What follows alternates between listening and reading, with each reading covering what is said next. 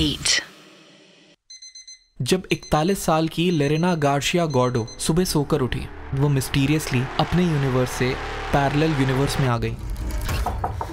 अंदर से किसी ऐसे आदमी ने दरवाज़ा खोला जिसको वासु ने कभी पहले देखा ही नहीं था। तो क्या वो इंसान किसी पैरेलल यूनिवर्स से आया था?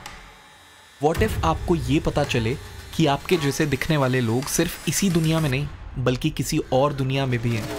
हमारे लिए हुए हर एक डिसीजन से एक पैरेलल यूनिवर्स फॉर्म हो जाता है।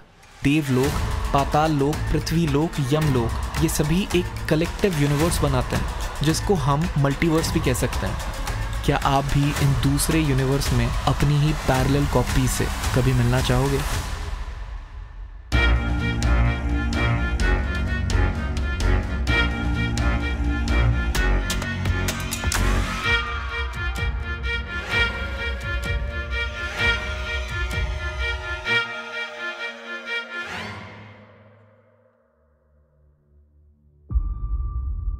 जुड़वा यानी ट्विन्स, यानी दो लोग जो एक जैसे दिखते हैं। ऐसा कहा जाता है कि दुनिया में एक जैसे दिखने वाले 7 लोग एग्जिस्ट करते हैं।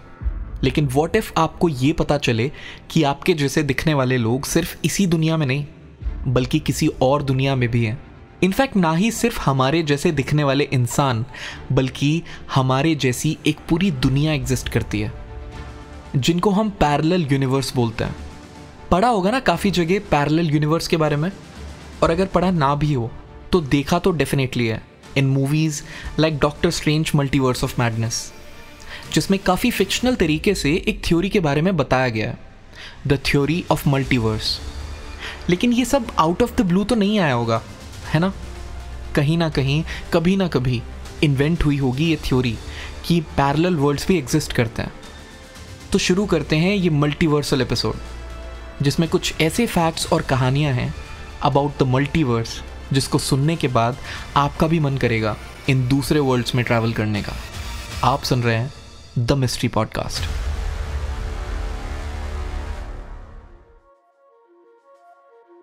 Long before US scientist and Hollywood movies, हमारे सदियों पुराने स्क्रिप्चर्स में एक कहानी काफी फेमस थी जिसमें बताया गया था कि एक बार ब्रह्मा जी विष्णु जी से मिलने गए थे।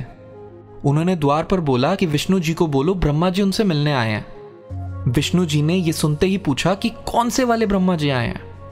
यह सुन के ब्रह्मा जी थोड़े कंफ्यूज हो गए और जब अंदर गए तो उन्हें उस दिन कुछ नया पता चला। विष्णु जी ने उन्हें बताया कि दुनिया सिर्फ एक ही नहीं है बल्कि कई सारी हैं और उन सभी दुनिया में अपने अपने ब्रह्मा जी हैं। और उन्हें यह दिखाने के लिए उन्होंने कुछ अलग अलग दुनिया के ब्रह्मा जी को उनके सामने बुला लिया। वहां पहली बार यह प्रूव हुआ था कि endless number of worlds exist करते हैं और इन सभी वर्ल्ड्स में और हमारे वर्ल्ड में सिर्फ कुछ ही डिफरेंसेस हैं। और अब बात करते हैं इस बारे में कि पिछले कुछ सालों में साइंस कैसे मानने लगा है कि मल्टीवर्स एग्जिस्ट कर सकता है। अर्विन स्क्रोडिंगर, जो कि एक टाइम पर नोबेल प्राइज विनर भी रह चुके हैं, ये काफी फेमस फिजिसिस्ट थे और एक दिन 1935 में ये एल्बर्ट आइंस्टाइन के साथ क्वांटम फिजिक्स की एक पर्टिकुलर प्रॉब्लम को डिस्कस कर रहे थे, कॉल्ड क्वांटम सुपरपोजिशंस।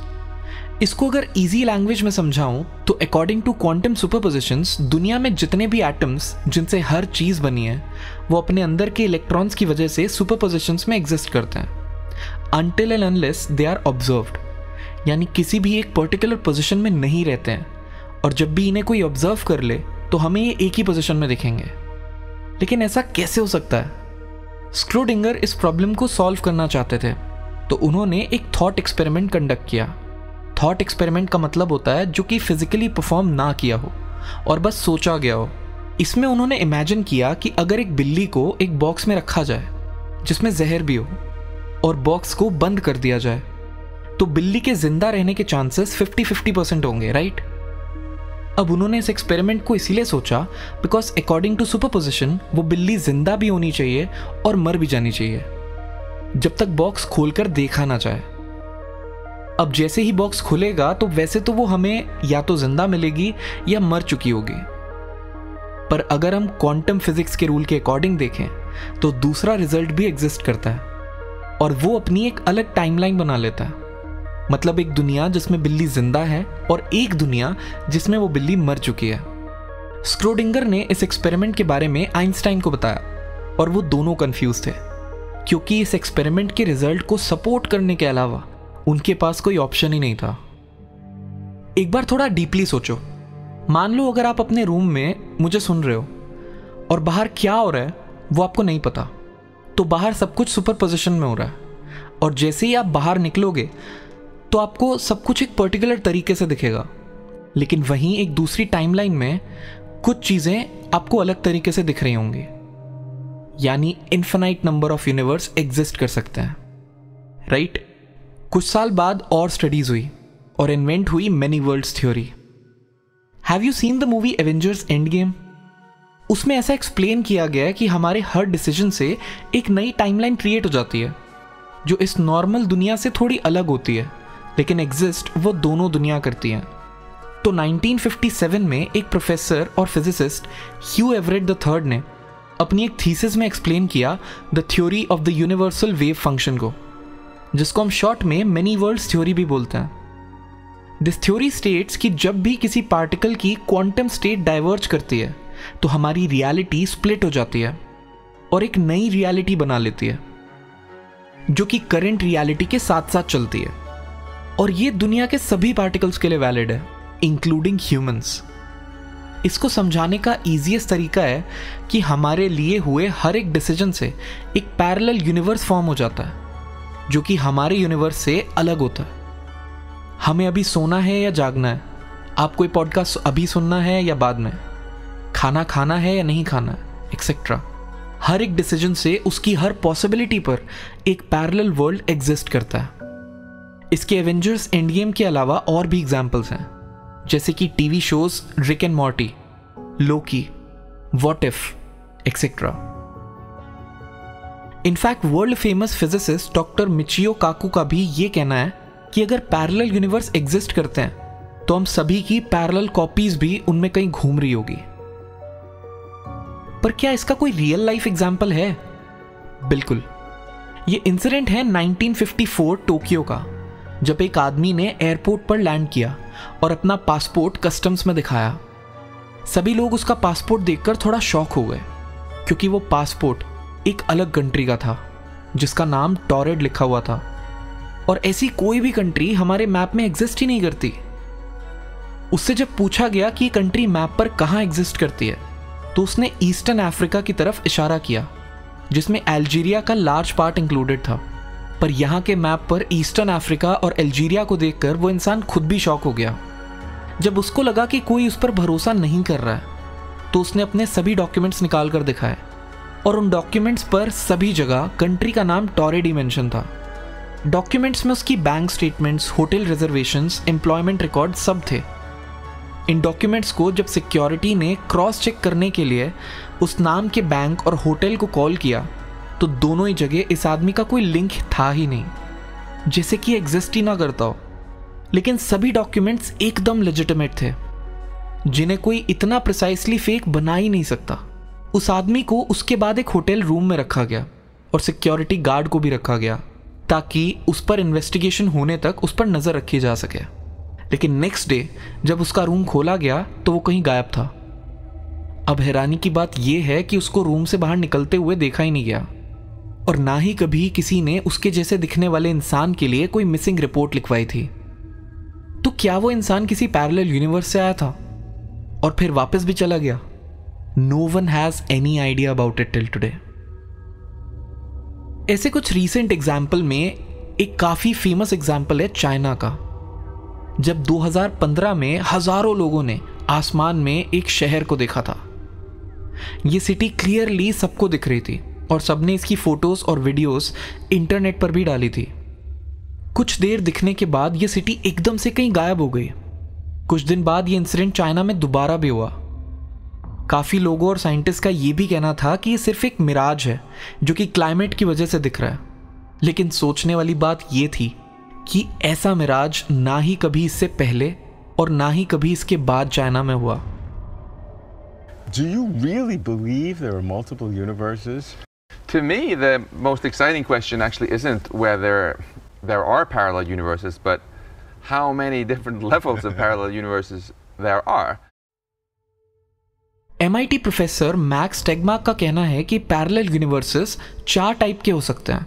टाइप 1, वो यूनिवर्सेस जो कि ठीक हमारे जैसे दिखते हैं और उनमें वही लॉज ऑफ नेचर एग्जिस्ट भी करते हैं जो हमारे यूनिवर्स में करते हैं, पर वो इतनी दूर हैं कि उन तक हम पहुंच ही नहीं सकते। टाइप 2, ये यूनिवर्स भी सेम हमारी तरह हैं और इनमें भी वही लॉज ऑफ नेचर एग्जिस्ट करते हैं, लेकिन ये एक्सपैंड करते रहते हैं और ये जितना एक्सपैंड करते हैं उतना ही हमसे दूर जाते रहते हैं, तो इन तक भी शायद ही कभी हम मैसेजेस पहुंचा पाएंगे। टाइप 3, वो यूनिवर्सेस जो ह्यू एवरेट III की मेनी वर्ल्ड्स थ्योरी को सपोर्ट करते हैं, यानी हमारे लिए हुए छोटे छोटे डिसीजन से बनी अलग टाइमलाइंस के यूनिवर्स। टाइप 4, ये वो यूनिवर्सेस हैं जिनके लॉज ऑफ नेचर और फिजिक्स हमारे यूनिवर्स से एकदम अलग हैं, जैसे शायद वहाँ ऊपर या नीचे का मतलब अलग हो, ज़मीन और आसमान का मतलब अलग हो, वहाँ एनिमल्स शायद ह्यूमंस की तरह हो या फिर ज़्यादा इंटेलिजेंट हो, ग्रेविटी कम या ज़्यादा हो या एग्जिस्ट ही ना करती हो, मतलब मे बी ज़मीन पर ना चलना और आसमान में उड़ना नॉर्मल हो। ऐसी एंडलेस पॉसिबिलिटीज़ एग्जिस्ट कर सकती हैं इस 4th टाइप के यूनिवर्स में। ऐसी ही इंडियन थ्योरीज भी हैं हमारे सदियों पुराने स्क्रिप्चर्स में, जिनके अकॉर्डिंग देवलोक, पाताल लोक, पृथ्वी लोक, यमलोक ये सभी एक कलेक्टिव यूनिवर्स बनाते हैं, जिसको हम मल्टीवर्स भी कह सकते हैं। स्क्रिप्चर्स में ये भी मेंशन है कि ऐसे ही 14 लोक एग्जिस्ट करते हैं, जिनमें से 7 ज़मीन के ऊपर और 7 ज़मीन के नीचे हैं, और शायद इनके अलावा भी endless number of universes might exist. Parallel universe से जुड़ी कुछ इंटरेस्टिंग चीज़ों में आता है डेजा वू। ये दुनिया में हर एक इंसान कभी ना कभी रैंडमली ज़रूर फील करता है। डेजा वू यानी कि एक ऐसी फीलिंग जिसमें हमें ये लगता है कि अभी जो हो रहा है ऐसी एग्जैक्ट सेम सिचुएशन पहले हो चुकी है, लेकिन हमें कभी ये याद नहीं आता कि ये कब और कहाँ हुआ था। ये फीलिंग इतनी स्ट्रांग होती है कि हम इसको इग्नोर ही नहीं कर सकते।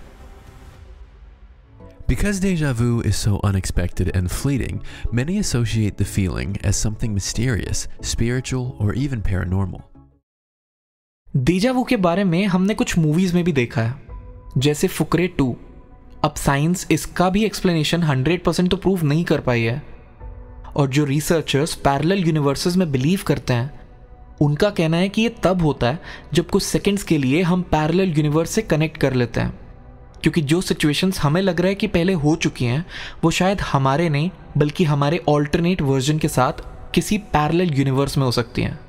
कंस्पिरेसीज और मिस्ट्रीज की दुनिया में द मैंडेला इफेक्ट भी एक काफ़ी फेमस मिस्ट्री है, जो कि पैरेलल यूनिवर्स को प्रूव करने में काफ़ी हेल्प भी करती है। ये मिस्ट्री काफ़ी साल पहले शुरू हुई थी। नेल्सन मंडेला, जो कि अफ्रीका में एक पॉलिटिकल एक्टिविस्ट थे, और उन्होंने साउथ अफ्रीका के लोगों के हक के लिए पॉलिटिकली लड़ाई भी करी थी। काफ़ी लोगों ने ये क्लेम किया था कि उन्हें याद है कि नेल्सन मंडेला की डेथ 1980s में जेल में हो गई थी, जबकि इन रियलिटी वो जेल से बाहर आने के बाद साउथ अफ्रीका के प्रेसिडेंट बने थे फॉर 5 कंप्लीट ईयर्स, और फिर उनकी डेथ इवेंचुअली 2013 में हुई थी। पर ऐसा कैसे हो सकता था कि दुनिया भर में लोग ये दावा कर रहे थे कि उन्हें याद है कि मंडेला की डेथ 1980s में ही हो गई थी? यहीं से स्टार्ट हुई थी ये मिस्ट्री, जिसको द मंडेला इफेक्ट बोला जाता है। इस इफेक्ट के अकॉर्डिंग कुछ लोगों को कुछ पर्टिकुलर चीज़ें रियलिटी से अलग याद रहती हैं, और ऐसा बोला जाता है कि ये लोग किसी तरह पैरेलल यूनिवर्स से इस यूनिवर्स ट्रैवल करके आ चुके हैं, जिसका आइडिया इन्हें खुद भी नहीं है। मंडेला इफेक्ट के काफ़ी सारे फेमस एग्जाम्पल्स भी हैं, जैसे मोनोपोली का गेम, जिसमें एक फेमस कैरेक्टर जिसका नाम रिच अंकल पेनी बैग्स है। काफ़ी लोगों को याद है कि इस कैरेक्टर ने एक आंख पर हमेशा से एक मोनोकल यानी एक रीडिंग ग्लास लगाया हुआ था, जबकि इन रियलिटी इस कैरेक्टर ने कभी रीडिंग ग्लास लगाया ही नहीं था। ऐसे ही famous movie series Sex and the City, जिसका टाइटल काफ़ी लोगों को सेक्स इन द सिटी के नाम से याद है, जो कि गलत है। सिमिलरली काफ़ी साल पहले एक फेमस कार्टून आया करता था जिसका नाम था द लूनी ट्यून्स शो, जिसमें लोगों के अकॉर्डिंग एंड में TUNES यानी ट्यून्स नहीं बल्कि TOONS यानी टून्स हुआ करता था, जबकि इन रियलिटी ये हमेशा से द लूनी ट्यून्स शो ही है। अब ऐसा होना किसी एक या दो इंसान के लिए तो कोइंसिडेंटल हो सकता है, लेकिन इतने सारे लोग, वो भी दुनिया के अलग अलग जगहों में रहने वाले, किसी चीज़ को गलत कैसे याद रख सकते हैं? मे बी बिकॉज वो किसी दूसरे पैरेलल यूनिवर्स से आ गए हों। अब मैं आपको 2 ऐसे रियल इंसिडेंट्स बताता हूं जिससे आपको भी लगने लगेगा कि शायद सही में एक से ज़्यादा यूनिवर्स डेफिनेटली एग्जिस्ट करते हैं। और इनमें से एक इंसिडेंट हमारे इंडिया का ही है। 13 अक्टूबर 1965 नैनीताल, जो कि तब उत्तर प्रदेश का हिस्सा हुआ करता था, यहाँ वासु भनोत नाम का एक आदमी रहता था और काम भी करता था। उसकी एक कपड़ों की शॉप थी और वो हर साल अपने गांव सतराली जाता था, जहां उसका एंसेस्ट्रल होम था, जिसमें उसके चाचा और उनकी फैमिली रहती थी। तो हर साल की तरह वो इस दिन की शाम को दुकान से सीधा सतराली के लिए निकल गया। उसको वहां तक चल के जाना था। रास्ता पहाड़ों का था और काफ़ी लंबा भी। तो वो वहां बीच में रुककर थोड़ा रेस्ट करने लगा। फिर रात होने लगी तो वो दोबारा उठकर गांव की तरफ चलने लग गया। जैसे जैसे गांव नज़दीक आ रहा था तो उसको धुंध का एक काफ़ी बड़ा बादल दिखने लग गया, जो कि वैसे तो पहाड़ में काफ़ी नॉर्मल चीज़ है, लेकिन ये काफ़ी बड़ा बादल था। तो इसको नॉर्मली समझ के वासु ने इसको क्रॉस कर लिया और गांव की एंट्रेंस तक पहुंचा। लेकिन यहाँ आकर उसने एक अजीब सी चीज़ नोटिस करी। सतराली में उसके गांव की एंट्रेंस के साथ एक नहर लगकर जाती थी, जो कि इस बार उसको कहीं दिख ही नहीं रही थी, जैसे कि वो कभी एग्जिस्ट ही ना करती हो। थोड़ा अजीब तो लगा, लेकिन वो आगे चलने लगा और उसने गांव में एंटर किया। गांव में वैसे तो सब कुछ सेम लग रहा था, लेकिन कुछ छोटी छोटी चीज़ें बदली हुई लग रही थी। वो सीधा ये सब इग्नोर करके अपने चाचा के घर गया और उसने नॉक किया। अंदर से किसी ऐसे आदमी ने दरवाज़ा खोला जिसको वासु ने कभी पहले देखा ही नहीं था, और उसने बोला कि मुझे मेरे चाचा से मिलना है, आप उनको बुला दो। ये सुन के उस आदमी ने वासु को बोला कि वो अपनी फैमिली के साथ पिछले 20 साल से इस घर में रह रहा है और वो ये नहीं जानता कि वासु किसकी बात कर रहा है। ये सुनकर वासु को कुछ भी समझ नहीं आया और उसने लोकल लोगों से पूछताछ करनी शुरू कर दी, पर गांव का कोई भी इंसान उसको पहचान ही नहीं रहा था। इनफैक्ट ये बोल रहा था कि उस घर में जो आदमी है वही वहाँ पिछले 20 साल से अपनी फैमिली के साथ रह रहा है। वासु को इतना परेशान होते देख कुछ बुजुर्ग लोगों ने उससे बात करी और उसके चाचा का नाम सुनते ही बोला कि उनकी तो 20 साल पहले ही अपने परिवार के साथ एक हादसे में डेथ हो गई थी। ये सुनने के बाद वासु को सीरियसली कुछ समझ नहीं आया, तो उसने सोचा कि वो घर जाकर पापा और पुलिस की हेल्प ले। वो तभी वहां से वापस नैनीताल की तरफ बढ़ गया और घर जाकर उसने सारी बात पुलिस और अपने पापा को बताई, जो फिर उसके साथ सतराली वापस जाने लगे। इस बार जब गांव की एंट्रेंस आई तो वो नहर वहीं पर थी, जो पिछली बार वासु को कहीं दिख ही नहीं रही थी। गांव में एंटर करने के बाद गांव दोबारा पहले जैसा ही दिख रहा था, जैसा हर साल वासु को दिखता था, और सभी लोग उसको और उसके पापा को पहचान भी रहे थे। इस बार जब उन्होंने अपने एंसेस्ट्रल हाउस को नॉक किया तो वासु के चाचा ने ही दरवाजा खोला। वासु उसके बाद भी बोलता रहा कि कुछ तो अलग हुआ है, लेकिन लोग कहते रहे कि उसको शायद कोई मेंटल प्रॉब्लम हुई होगी। पर जब काफ़ी बातें होने लगी तो ये कहानी वहाँ के एक लोकल न्यूज़पेपर ने भी पब्लिश करी। ये एक ऐसा इंसिडेंट था जिसमें आज तक काफ़ी लोग मानते हैं कि वासु शायद उस धुंध की बादल की वजह से किसी पैरेलल वर्ल्ड में चला गया था और फिर वापस भी उसी रास्ते से आ गया। ऐसा ही एक काफ़ी अजीब केस था 2008 में। ये बात है 16 जुलाई 2008 स्पेन की, जब 41 साल की लेरेना गार्सिया गॉर्डो सुबह सोकर उठी तो उन्हें कुछ अजीब सा फील होने लगा, जैसे कुछ चीज़ें उन्हें बदली बदली दिखने लगी। उनके अकॉर्डिंग ये चेंजेस बड़े नहीं थे, छोटे छोटे थे, पर फिर भी नोटिसेबल थे। जैसे कि उनकी बेडशीट का कलर चेंज था, तो उन्होंने सोचा कि हो सकता है उनका वहम हो। तो वो रोज़ की तरह उठकर ब्रेकफास्ट करके अपने ऑफिस के लिए निकल गई। ये वही ऑफिस था जहां लेरेना पिछले 20 साल से काम कर रही थी। ऑफिस की बिल्डिंग में एंटर करते ही उन्होंने देखा कि वहां जितने भी लोग हैं उनमें से शायद ही उन्होंने किसी को पहले वहां देखा होगा, और ये बात उन्हें काफ़ी अजीब लगी। फिर वो सीधा अपने ऑफिस की तरफ चली गई जहां दरवाजे पर उनके नाम की जगह किसी और का नाम लिखा हुआ था। अब ये देखकर उनके दिमाग में सिर्फ एक ही बात आई कि शायद उन्हें फायर कर दिया गया है, लेकिन वो काफ़ी अपसेट थी क्योंकि 20 साल वहाँ काम करने के बाद भी उन्हें फायर भी किया गया और किसी ने उन्हें डायरेक्टली बताया भी नहीं। फिर तभी बाहर बैठकर उन्होंने अपना लैपटॉप निकाला और ऑफिस के नेटवर्क से कनेक्ट किया तो पता चला कि वो अभी भी उस कंपनी में एज एन एम्प्लॉय एग्जिस्ट करती हैं।